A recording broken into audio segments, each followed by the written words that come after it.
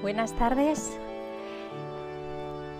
Sí, les agradezco que vayan tomando asiento. Bienvenidos a todos los amigos que nos acompañan desde la sala. Bienvenidos a aquellos que nos acompañan detrás de la pantalla.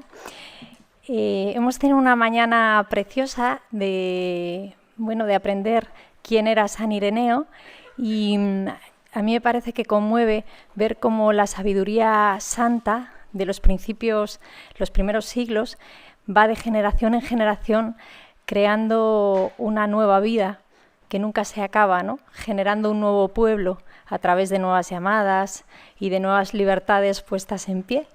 Y de esto venimos a hablar esta tarde, ¿no? Tengo la inmensa suerte de presentar a una buena amiga de San Ireneo, la Madre Verónica.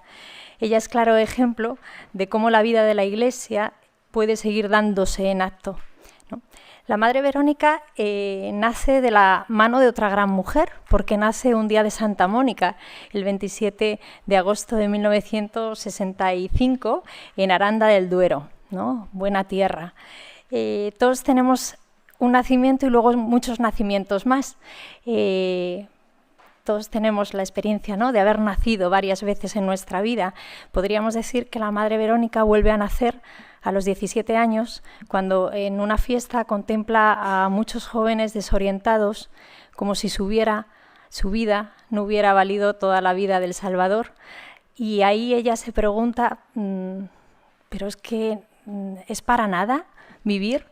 Pero sabe que no, tiene la certeza de que sí. Esto es lo que nos va a contar esta tarde. Y ahí empieza el peregrinar, ahí empieza la fascinación por la búsqueda de la verdad, que en esta casa nosotros decimos tanto, ¿no? Esta casa es una casa que busca la verdad. Pues la Madre Verónica lo supo bien pronto, que la vida merecía la pena y que la vida merecía bien la verdad, ¿no? Empieza a trabajar con discapacitados, a hacerse amiga de sacerdotes y empieza a enamorarse del ideal que es Cristo. Empieza la universidad, con lo cual nos comprende bien, es una universitaria, pero al poquito le llaman desde otro lugar, el monasterio de las Clarisas de Lerma.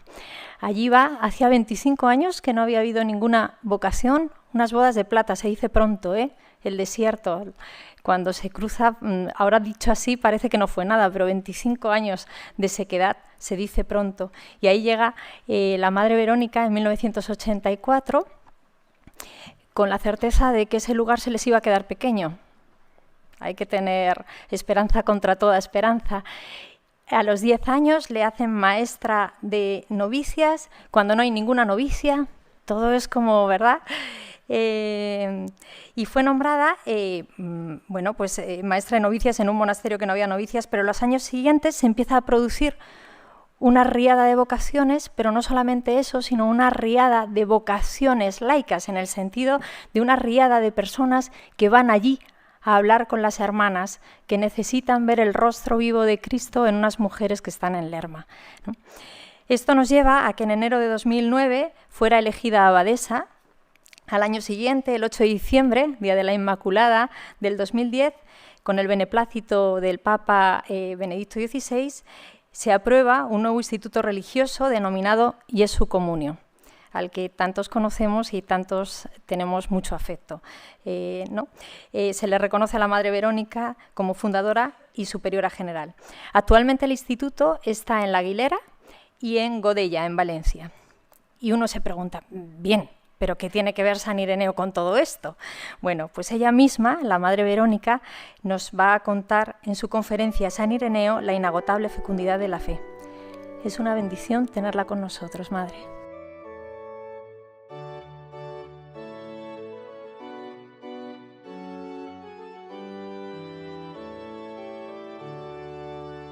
Muchos nos preguntan por qué un instituto naciente ha elegido como patrono a San Ireneo, un santo padre de los primerísimos siglos.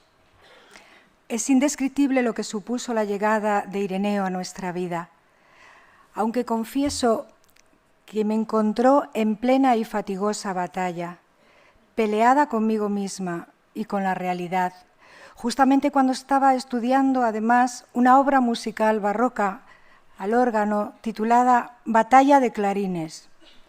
Me parecía que el órgano de tubos, por esto, podía servirnos como metáfora de la vida nueva. Aunque mi encuentro con San Ireneo sucedió años más tarde, siempre lo vinculo a una tarde en la que el organero que había construido nuestro órgano vino al monasterio para revisarlo y afinarlo. Abrió todos los paneles del órgano, dejando el interior al descubierto. ¿Y quién podría intuir el secreto escondido que encierra este universo de vida y belleza? Comenzó a explicarme entusiasmado que el órgano esconde su tesoro en su corazón, en un lugar humilde llamado precisamente el secreto, que permanece oculto siempre y es el motor que da vida a todo ese regio y magistral instrumento.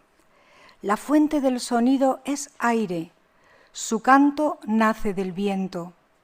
El aire avanza hacia unos fuelles de piel que respiran a modo de pulmón y lo reparten a los diferentes juegos de tubos. Benedicto XVI afirmó en una ocasión que el órgano de tubos se considera el rey de los instrumentos musicales, porque recoge y eleva todos los sonidos de la creación y es capaz de hacerse eco de la plenitud de los sentimientos humanos, desde la alegría a la tristeza, desde la alabanza a la lamentación. La calidad de su música es tal que trasciende la esfera meramente humana y de alguna manera nos recuerda la inmensidad y la magnificencia de Dios. ¿Quién podría imaginar que el elemento más importante y al mismo tiempo más humilde por escondido sea un depósito de aire, que insufla vida a todo el instrumento y que luego, curiosamente, cualquier vientecito externo lo desajusta y lo desafina? Hace tiempo que la música que nos puede regalar el órgano elegido en la Iglesia como un instrumento de liturgia me evoca la sinfonía de la creación y de la comunión. En definitiva, la sinfonía de la salvación que con tanto entusiasmo proclama Ireneo. Dice así: de muchas maneras preparó al género humano a fin de que la salvación le viniese como una sinfonía. El destino del hombre es único, pero muchos son los caminos que dispuso y dispone el Espíritu para actuar la sinfonía de la salvación. Por eso dice en el Apocalipsis, su voz es como el sonido de muchas aguas. Muchas aguas son el Espíritu, por lo rico y por lo grande que es el Padre, y así envuelve a la criatura en el manantial de su inagotable riqueza. Ahora bien, el Padre todo lo hace con medida y orden y en el tiempo oportuno, escribía San Ireneo. Por misericordia de Dios se me fue abriendo suavemente el horizonte al estilo divino. A Dios, en efecto, dice nuestro santo, no le es propia la violencia. Se manifiesta como una brisa suave que lo invade todo y se nos da como podemos verlo y escucharlo. El Maestro se hace discípulo para enseñarnos la vida misma de Dios. El Verbo se hace lo que nosotros por su amor sin medida. Pero antes de decir quién ha sido San Ireneo para nosotras, creo necesario compartir unas breves pinceladas de mi camino hasta el encuentro con este gran Padre y Maestro, al que conocí ya dentro del monasterio. Ya presentado, entré en el 84, tenía 18 años. Verdaderamente que la llamada de Dios es potente. Yo solo sabía que Cristo era la vida y que era mi inseparable vivir. Y casi, sin yo saberlo, en su espíritu me atraía hacia Él. Creo que si al entrar me hubiesen preguntado el porqué de esta decisión, solo sé que llena como estaba del deseo de que todo el mundo conociese a ese amor que no es amado, como gritaba San Francisco de Asís, hubiese sido capaz de responder con la audacia de aquella niña que estaba dibujando y su profesora le preguntó: ¿pero qué estás dibujando tan concentrada? ¿A Dios? La profesora insistió: pero nadie sabe cómo es Dios. Y la niña respondió: por eso pronto lo sabrán enseguida. Llevada también por ese idealismo juvenil, me puse en camino. Entré dispuesta a todo, como si la santidad fuera una meta heroica, como si fuera yo la que tenía que alcanzar a Dios, con mis frágiles fuerzas y yo darle gloria. Creo que me enfrenté a la vida consagrada como a un sprint, dispuesta a llegar hasta la meta, sí, pero sin saber disfrutar de nada, del don de vivir, ni comprender tampoco el valor del tiempo, que como dice Ireneo, no es solamente el tiempo del hombre, sino el tiempo que Dios se toma en atención a su criatura para llevarla a plenitud. El afán por llegar al final me impedía gozar de cada paso, de cada nota. Y aunque teóricamente yo me decía todo es gracia, en la práctica actuaba como si todo dependiera de mí y de apostar toda mi buena voluntad en este gran proyecto. Pero muy pronto me iba faltando el aliento y mi camino se fue impregnando de tintes negativos que hacían resaltar más el esfuerzo personal, la huida del mundo, el rostro doloroso de la virtud, el morir constante, el desaparecer tú para llegar a Dios, como si yo viera la vida más como muerte y renuncia que como plenitud. Y me ahogaba la visión negativa del cuerpo, enemigo, el menosprecio de la carne en confrontación con el alma, tan abundante en las lecturas del momento y en no pocas meditaciones. Pero no podía conformarme. Algo en mi interior me hablaba de que eso no era el cristianismo, de que mi creación era buena, de la dignidad de mi carne y de una sed de plenitud que no podía ser un castigo, que anhelaba ser colmada. Mi corazón inquieto se debatía entre esa comprensión de la fe y la sed de vida, de belleza, de comunión que yo sentía. Es evidente que un abismo me separaba aún de San Ireneo. Yo escuchaba el fluir de la fuente, pero necesitaba hacer un largo recorrido hasta comprender que tan imposible para mí es crearme como llevarme a plenitud. Queriendo seguir a Cristo, me encontraba como el ciego Bartimeo, mendigando al borde del camino, sin acertar a entrar en él. Buscando respuestas a mi sed, devoraba los libros de la biblioteca, y al leer las vidas de los santos, la santidad me parecía cada vez más lejana e inalcanzable. Yo no me sentía capaz de tal batalla. Pero un día fue Ireneo el que salió a mi encuentro. Entre los libros encontré uno del teólogo von Balthasar que citaba a San Ireneo y decía así: «Esta es la gloria del hombre, perseverar y permanecer en el amor sumiso al Dios que obra, que todo lo dispone para el hombre por amor. En el paciente estar ante Dios consiste toda la fatiga y la virtud cristiana. Dios, por amor al hombre, se deja ver. Los hombres, pues, verán a Dios y vivirán». De la mano de von Balthasar fui acercándome a Ireneo. Lo primero hizo arder mi corazón, como nunca, y paso a paso, sin soltarme de él, comprendí que yo pretendía tocar una sinfonía, pero las notas de mi fe con las de mi vida no me sonaban en armonía. ¿Cómo podría una nota en solitario hacerse música? San Ireneo venía a desvelarme la única sinfonía a la que desde siempre pertenecía, y no pude más que rendirme ante la verdad y reconocer que el Dios creador me llamaba a asociarme a la gran sinfonía de la salvación, la sinfonía de la fe confesada, acogida y vivida. Me descubrí hija en su fecundidad, como si reconociese en San Ireneo mi lengua materna. Su conocimiento, su sentir de Dios encarnado en Jesús me resultaba familiar por verdadero y muy gozoso.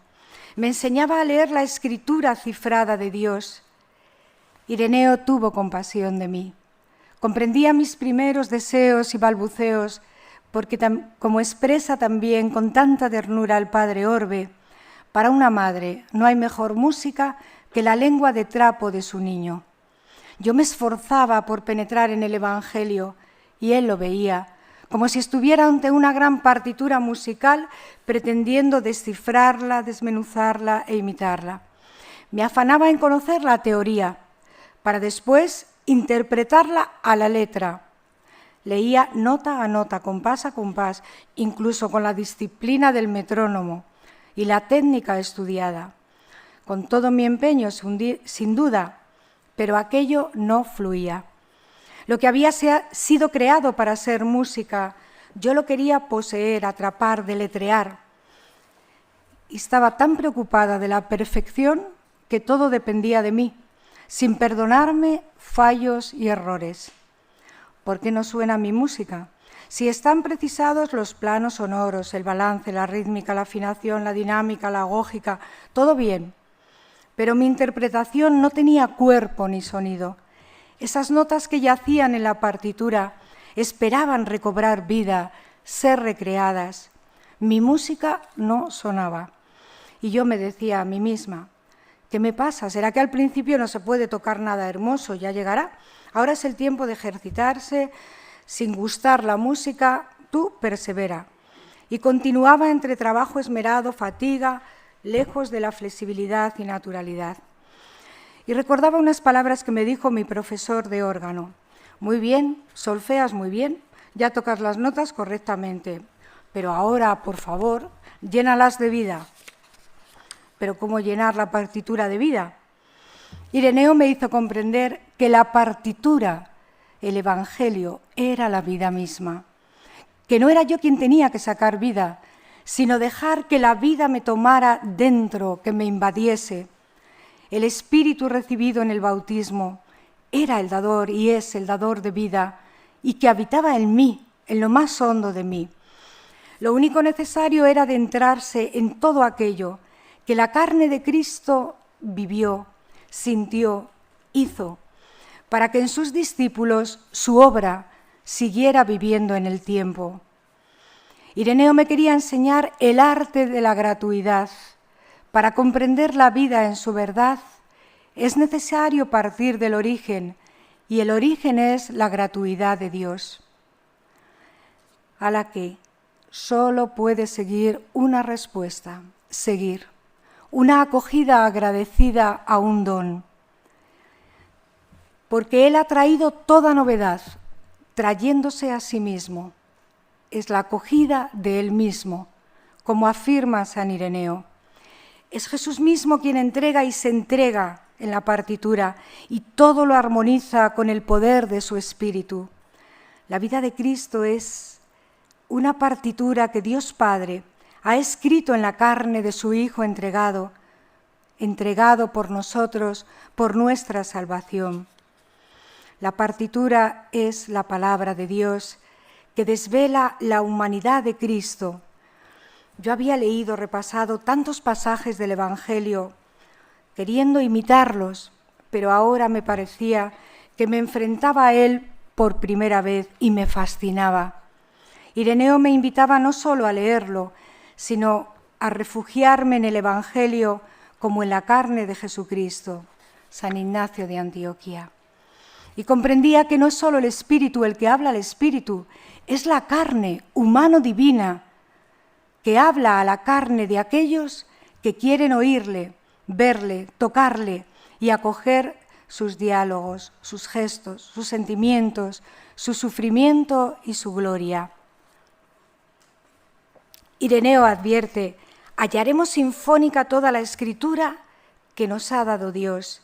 Escucharemos la polifonía de la revelación.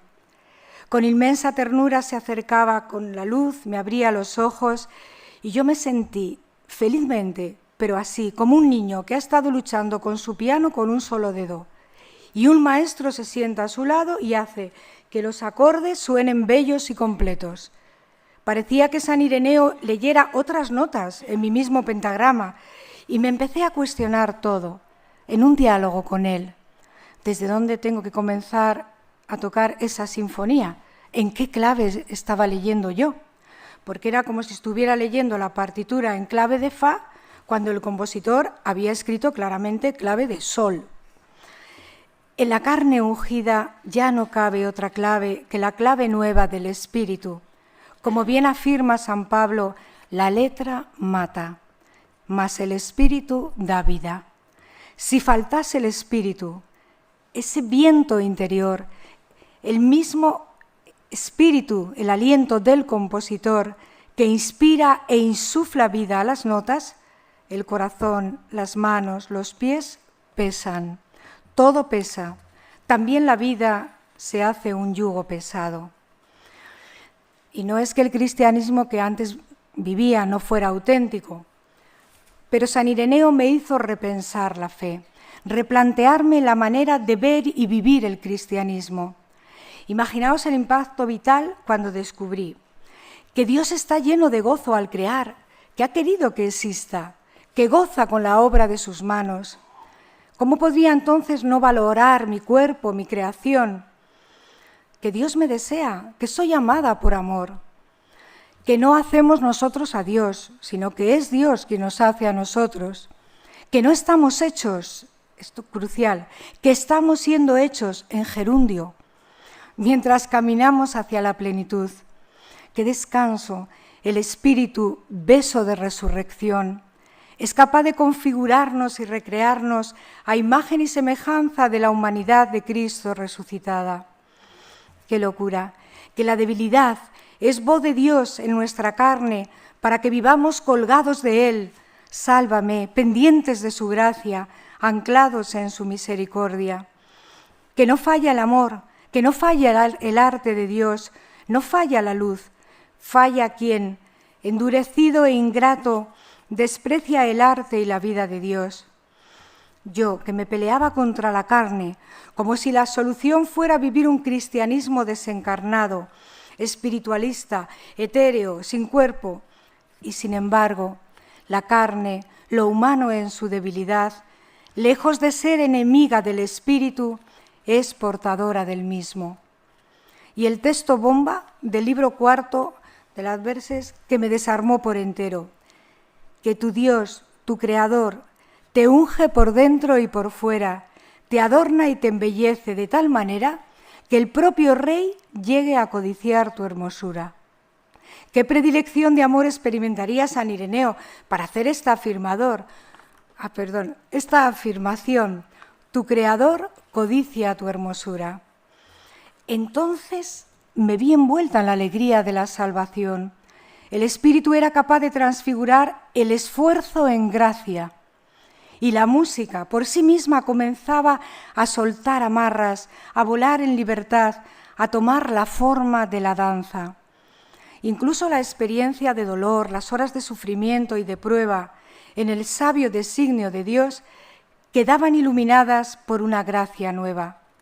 Como si la existencia se hace ligera, flexible y despertara aún más sed, una sed más honda de ser una sola vida con Cristo.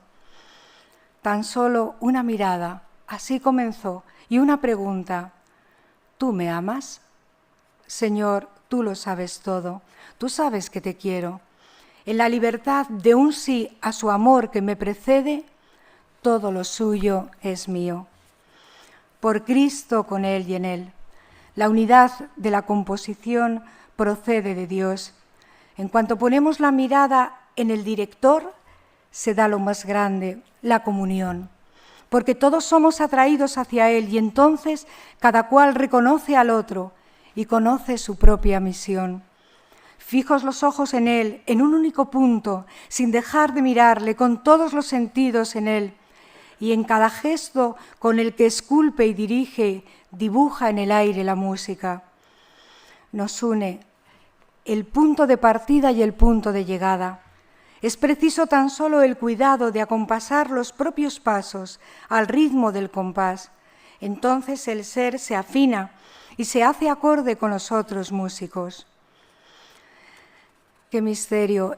Todo está dado. El maestro se anticipa, siempre va unas décimas de segundo por delante, da las primeras notas y a nosotros nos queda coger el tono de Dios, seguirle y prestarle obediencia de fe. La música nace del silencio, un silencio que nos envuelve y trasciende.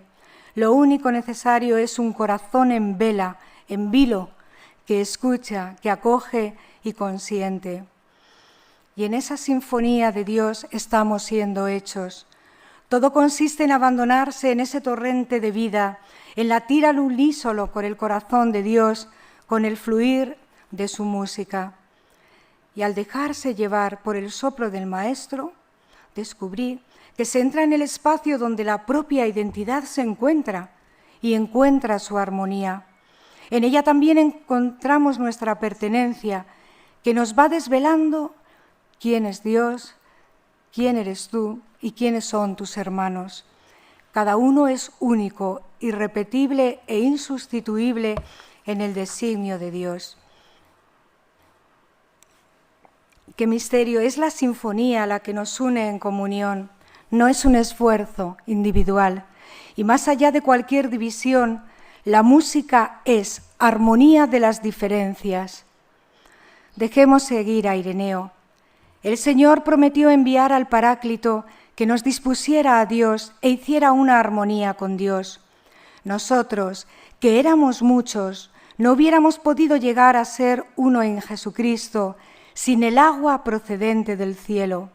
Y así como la tierra árida, si no recibe humedad, no da fruto, tampoco nosotros, que éramos leños secos, habríamos dado jamás como fruto la vida, sin esa lluvia gratuita de arriba, sin el Espíritu Santo donado gratuitamente por Cristo.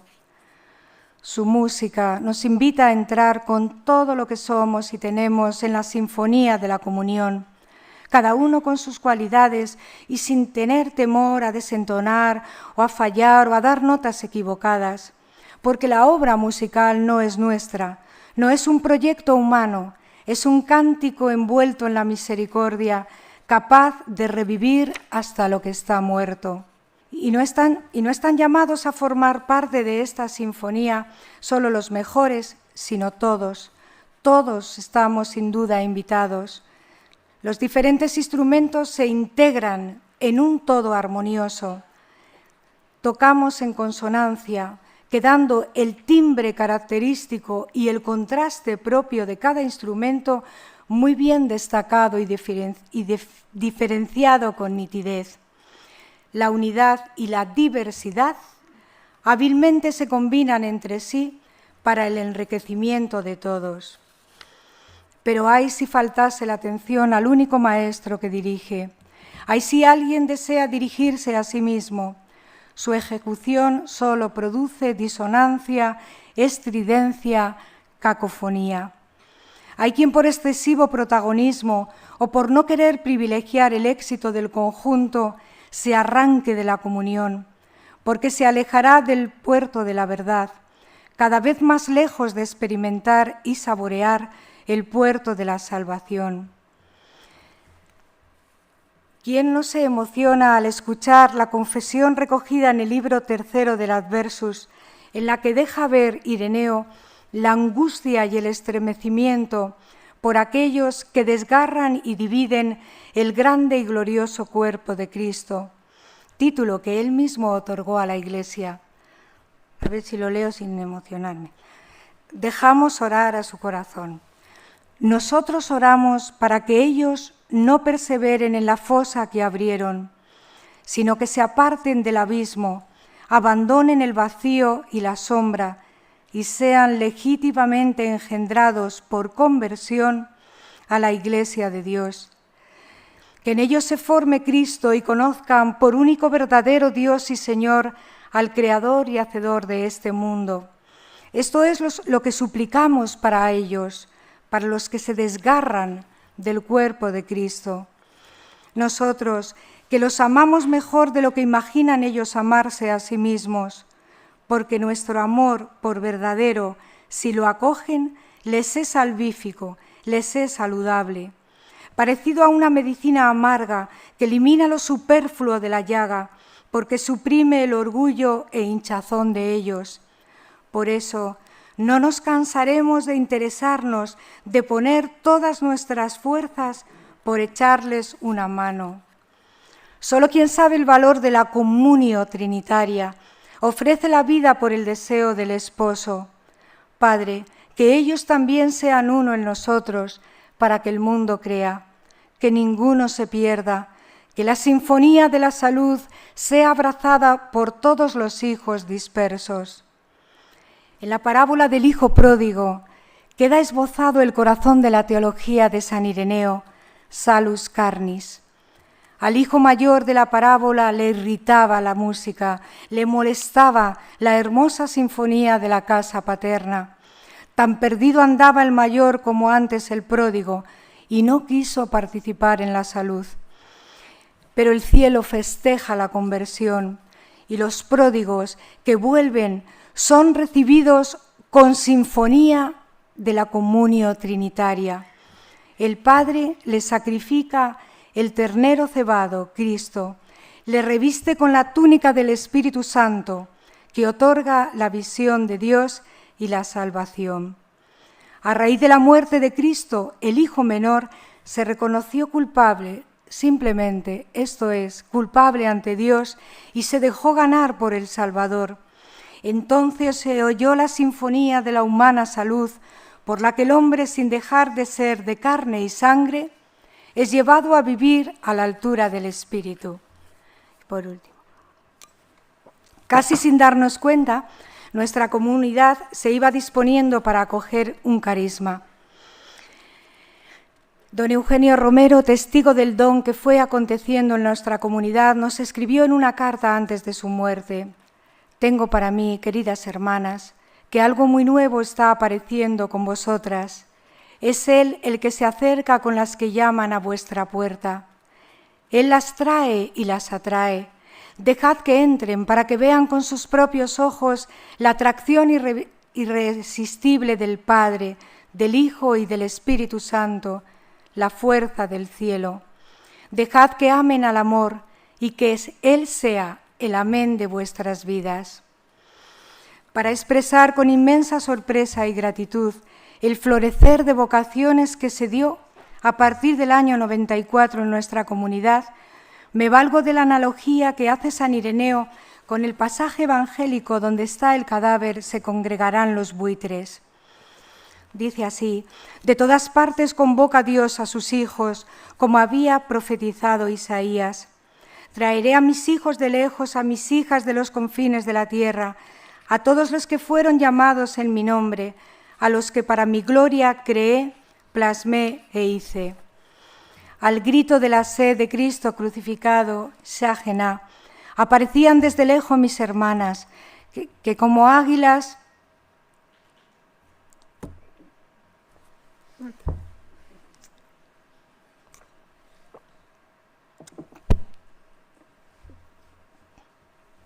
no esperaba emocionarme con mis hermanas.